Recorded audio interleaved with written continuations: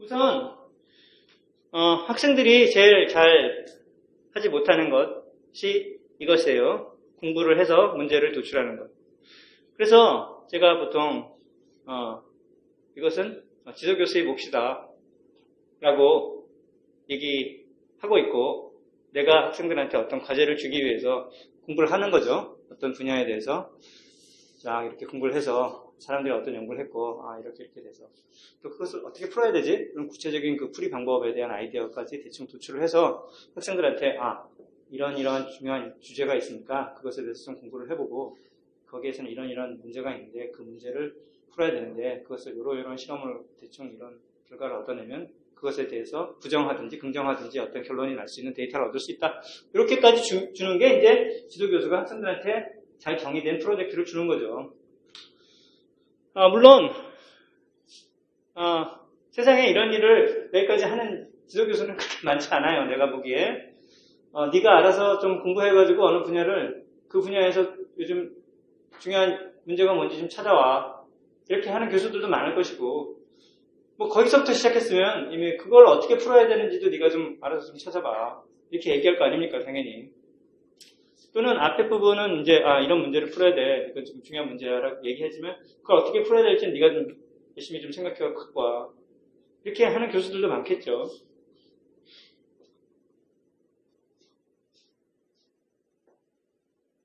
하지만 설령 지도교수가 저처럼 다 문제의 풀이 방법, 문제와 문제의 풀이 방법까지 다 알려준다 하더라도 인디펜던트한 그런 인베스티게이터, 프린시플 인베스티게이터, PI가 되려면, 독립된 연구자가 되려면 이 방법을 잘 알아야 되는 거고, 또 설령 주제와 방법에 대해서 줬다고 하더라도 이런 주제에서 공부해봐 라고, 이런 문제에 대해서 우리가 풀어야 돼 라고 했다 하더라도 그것을 그 학생이 본인이 얼마큼 이해하고 있느냐는 것은 담겨져 있지 않은 거니까 공부를 해야 되는 거죠. 그래서 연구 주제에 대한 이제 공부를 해야 되는데, 우선 전반적인 기초 공부라는 부분이 있다는 겁니다. 이것은 당연히 지도교수가 해주진 않아요. 그러니까 이건 학생이 해야 되는 거죠.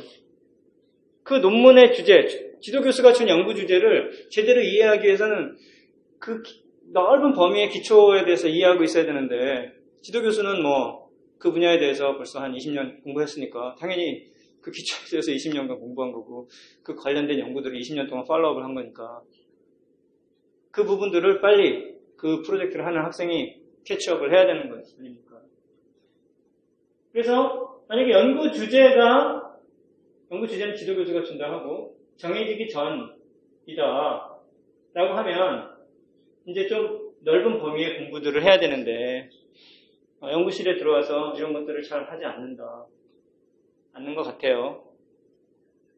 우선 자기가 어떤 속한 연구실이 있다고 하면 연구실이 속한 분야에 특정한 어떤 세부 분야가 있을 거 아닙니까? 그 분야의 대표적인 교과서들이 있어요. 그 넓은 범위에. 그 교과서들은 일단 정확히 잘 봐야 되는 것이 아니냐. 이론적인 부분도 있고 방법론적인 분야가 있습니다.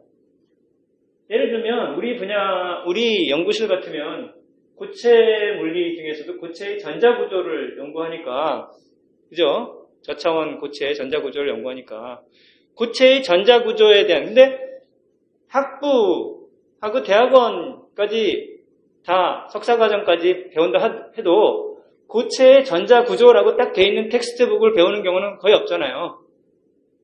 그러나 북스토어에서 잘 찾아보면 아마존에서 고체의 전자구조로 딱 돼 있는 텍스트북이 10권도 넘어요. 고체의 전자구조라고 돼 있는 것이. 또는 거기서 조금 더 나아가면 고체의 다채론적인 전자구조. 이렇게 고체의 전자구조, 전자물성에 대해서 다루는 소위 Advanced Graduate School 레벨의 교과서들이 많은데 그런 것들을 강의하는 학교는 거의 없어요. 그러니까 석사과정이나 박사과정 1, 2학년 차들에게 강의하는 내용을 좀 벗어난 조금 더 전문적인 텍스트북이라는 것이 다 있어요. 근데 이 책을 보질 않아요, 사람들이. 여러분들이. 그래서 그 책은 학생들이 찾아서 읽으라라는 겁니다. 거기서 그러니까 그 어드밴스드 솔리드 스테이트 피직스 좀 다음에 전자구조나 전자물성에 대해서 좀 자세히 기술되어 있는 텍스트북 정도는 읽고, 그 다음에 또 심지어는 우리 연구실이 하고 있는 저차원 고체의 전자물성, 전자구조에 대한 책들도 따로 또 있어요. 서너 권은 있어요, 서너 권은. 그럼 그런 책들, 그런 한 토픽의 책을 여러 권 읽을 필요는 없지만 그런 주제에 대해서 읽어야 될 것 같아요.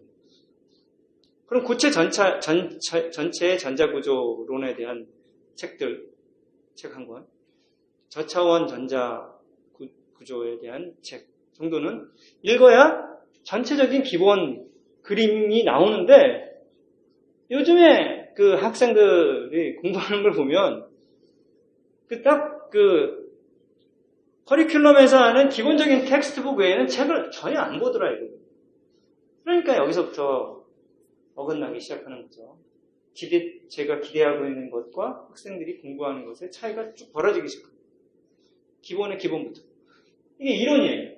근데 방법론도 있으니까 우리 연구실 같으면 2개의 방법론을 쓰는데, 주사터널 현미경이든 각분의 강전자 분광이든 2개의 방법론으로 한다라고 하면 주사터널 현미경에 대한 텍스트북도 여러 권이 있고 강전자 분광에 대한 텍스트북도 여러 권이 있으니까 그 각 대표적으로 이 방법이든 저 방법에 대한 텍스트북은 하나를 어쨌든 마스터해야 될 거 아니야, 본인이.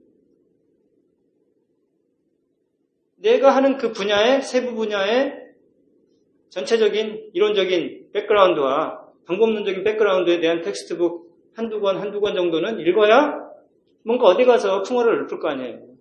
근데 그런 거를 제대로 마스터를 안 하니까 방법론적으로도 이론적으로도 기초가 딸려서 나중에 논문을 쓸 수가 없다. 이렇게 되는 거죠. 지도교수하고 또 대화도 잘 안 되고. 근데 잘 안 하더라 이겁니다. 그리고 그 분야, 그 연구실이 속한 어떤 분야예요. 그 분야에서 더 들어가서 그 연구실이 하는 세부적인 프로젝트들이 있어요. 현재 하고 있는 프로젝트들. 근데 단기적으로 하는 게 아니라 그걸 장기적으로 추구하는 어떤 연구의 또 세부 분야라는 것이 있기 때문에 이 세부 분야까지 내려가면 이건 굉장히 좀 더욱더 전문화되는 것이라서, 이런 경우는 교과서가 있으면 좋은데 교과서가 없는 경우가 비일비재하게 된단 말입니다.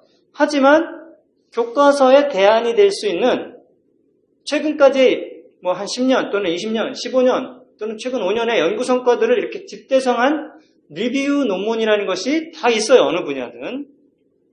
그러니까 우리 연구실에서 하고 있는 연구 분야와 관련된 리뷰 논문들 정도는 다다다다다 좀 검색을 하셔가지고, 검색을 하면 우리 연구실에서 하고 있는 연구 주제와 관련해서 10개 정도의 리뷰 논문, 대표적인 리뷰 논문은 그냥 쫙 나옵니다. 그것들은 나는 내가 다 알고 있는 내용이니까 연구를 하는 연구실의 구성원들은 그 정도는 다 알아야 되는 걸로 내가 어슌을 하고 있는 거예요. 다 공부를 하겠거니라고. 근데 이것을 안 하더라 이겁니다. 그래서 예를 들면 우리가 하는 주제에 대해서 보자면 고체 물리 중에서 우리가 고체 전자구조를 하니까 좀 더 나아가면 저차원 고체의 전자구조, 전자물성론 이런 텍스트북이 있겠고, 그 중에서 특별한 프로젝트 중에 우리가 두세 개의 프로젝트를 하는데 그 중에서 한 가지 프로젝트가 1차원 전자계다라고 하면 1차원 전자계에 대한 텍스트북도 두세 개는 있어요. 이거는 리뷰 아티클이 아니라 굉장히 오래된 분야이기 때문에 텍스트북이 있어요. 그럼 그 텍스트북은 읽어야 될 거예요. 또는 2차원 전자구조, 2차원 전자계의 강상강에 대해서 한다 그러면 저차원 전자들의 어떤 강한 상호작용에 대한 그런 텍스트북이 있을 수도 있고, 없으면 리뷰 아티클이 있단 말이에요. 그럼 그것은 공부를 해야 되잖아요. 아니면 전하 밀도파를 공부한다면 전하 밀도파에 대한 텍스트북이 있는 거고, 당연히 있어요. 전자들의 강한 상호작용을 연구한다 그러면 전자들의 강한 상호작용에 대한 텍스트북이 있어요. 또는 굉장히 좋은 리뷰 아티클이 두세 개는 있단 말이죠. 그럼 그런 것들을 다 읽어야 여태까지의 이 분야에서 넓은 분야에 또는 좁은 분야의 사람들이 어떤 일을 했는지의 기본적인 배경 지식을 알고서 출발을 해야 되지 않느냐. 그렇다고 보면 대학원 석사 2년까지 대부분 코스워크 하느라고 막 정신없고 박사과정 1년차 정도에는 이런 책들을 다 읽어야 된단 말이에요. 본격적으로 자기 연구라는 것이 진행이 되기 전에. 또는 석사과정 1학년, 2학년 코스워크를 하는 와중에 코스워크도 하면서 이런 것들을 다다다닥 읽어야 된다.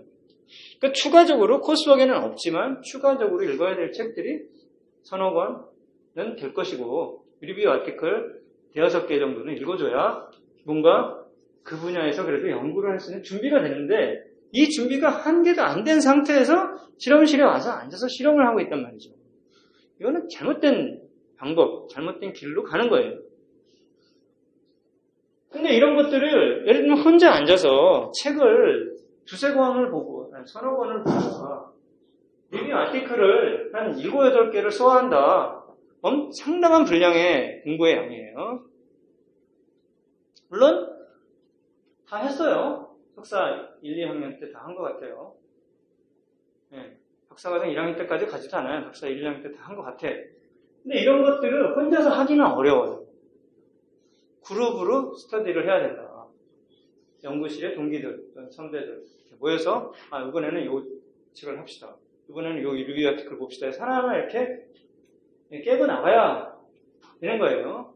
그래서 사실은 이 중에서 아주 기본적인 것들은 이렇게 제가 석사과정 2년 동안 할 일 중에 이렇게 적어주지만 또 박사과정으로 석사 2학년 말, 박사 1학년 초에 읽어야 될 상당한 많은 분량의 문헌들이 있는데 이런 부분에 대해서는 구체적으로 이 리뷰 아티클을 읽어 이렇게 얘기는 하진 않지만 나 스스로 내가 지도교수한테 그런 얘기를 들은 적 없지만 이 주제를 받은 순간 또는 그 연구실에 가서 그 연구실에서 이런 프로젝트를 하고 있다라는 걸 안 순간부터 이런 것들을 계속 찾아서 정리하고 읽고 하는 것들을 계속 해왔기 때문에 당연히 학생들도 이거를 자체적으로 하고 있겠거니라고 쭉 가정을 하고 있는데 점점점 이걸 하지 않는 학생 수가 계속 늘어나고 있습니다.